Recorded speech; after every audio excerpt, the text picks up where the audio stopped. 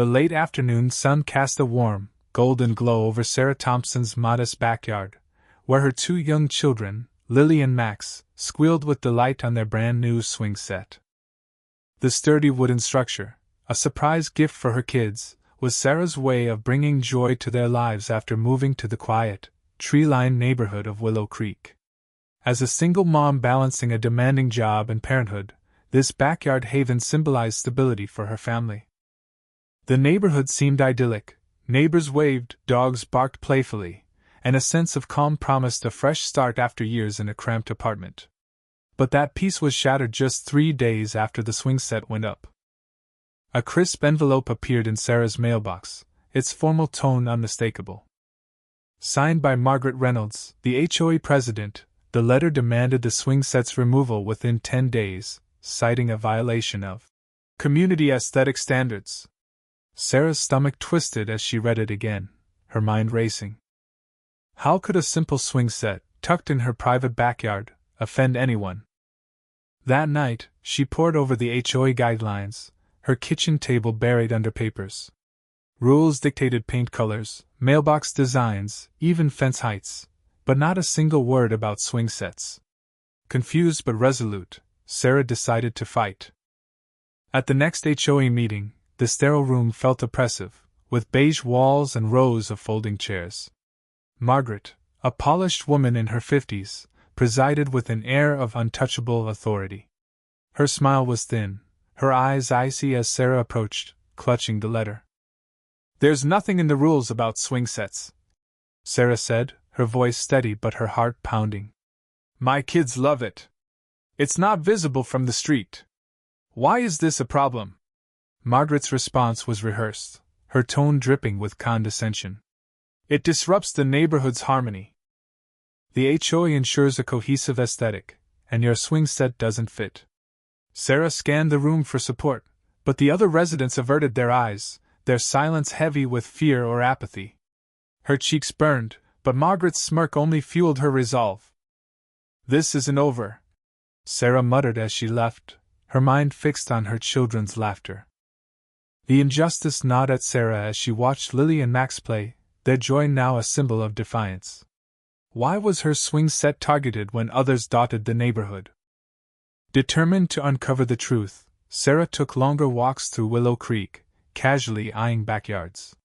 Sure enough, she spotted slides, playhouses, and swing sets, all untouched by Margaret's scrutiny. Her frustration grew with each discovery.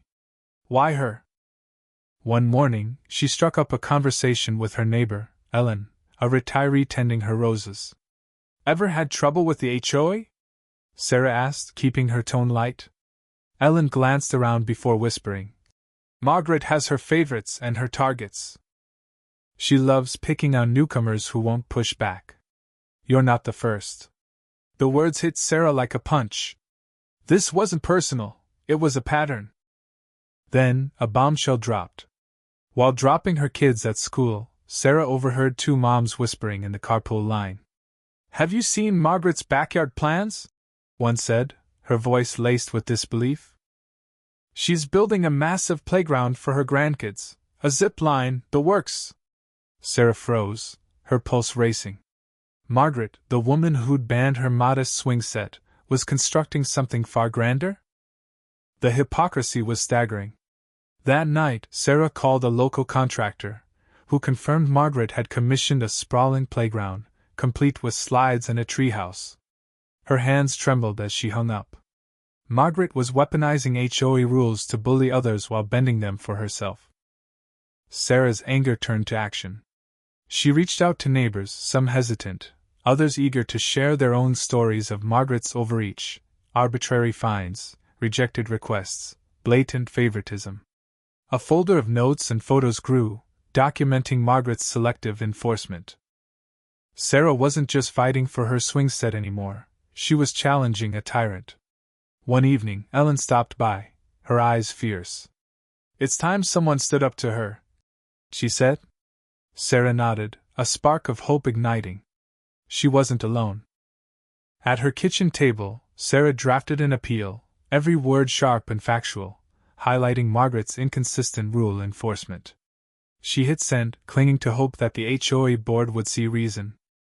But a week later, the response crushed her. The appeal was denied, citing vague safety and liability concerns. Sarah's blood boiled. It was clear Margaret's influence ran deep. Refusing to dismantle her kids' joy, Sarah let the fines pile up, $50, $100, then $200. Each letter felt like a personal attack. Then Margaret herself appeared at Sarah's door, smirking as she handed over a notice. "The longer you resist, the worse it gets," she said, her voice icy. Sarah's grip tightened on the paper. "This isn't about rules, Margaret. It's about you abusing your power." Margaret's smile didn't waver, but Sarah saw a flicker of unease. Desperate, Sarah hired attorney Laura Bennett, a no-nonsense lawyer who saw through Margaret's tactics. "This is selective enforcement," Laura said, scanning the fines. "We need evidence, photos, emails, anything showing Margaret's hypocrisy." Sarah threw herself into the task, snapping pictures of other backyards and compiling notes. The stress seeped into her home, her kids' laughter quieter at dinner. Then, a breakthrough, an anonymous envelope arrived, containing glossy photos of Margaret's backyard. Sarah's jaw dropped. A vibrant playground sprawled across the images, slides, a treehouse, a zip line.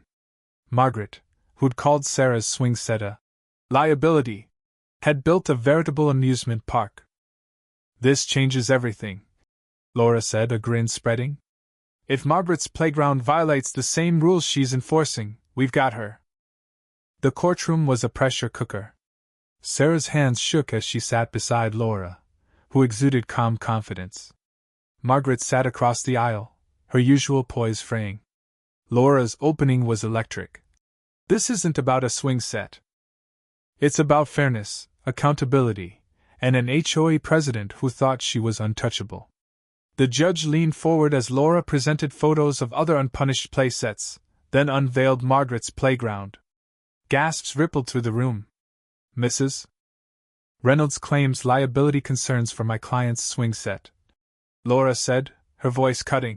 "Yet she built this on her property, violating the same rules." Margaret's lawyer stammered, claiming informal approval, but Laura countered with emails proving Margaret had bypassed the process. A former HOA board member took the stand, hesitantly admitting Margaret's history of rule manipulation. Each word tightened the noose around Margaret's credibility. The judge's verdict was a thunderclap. "Mrs.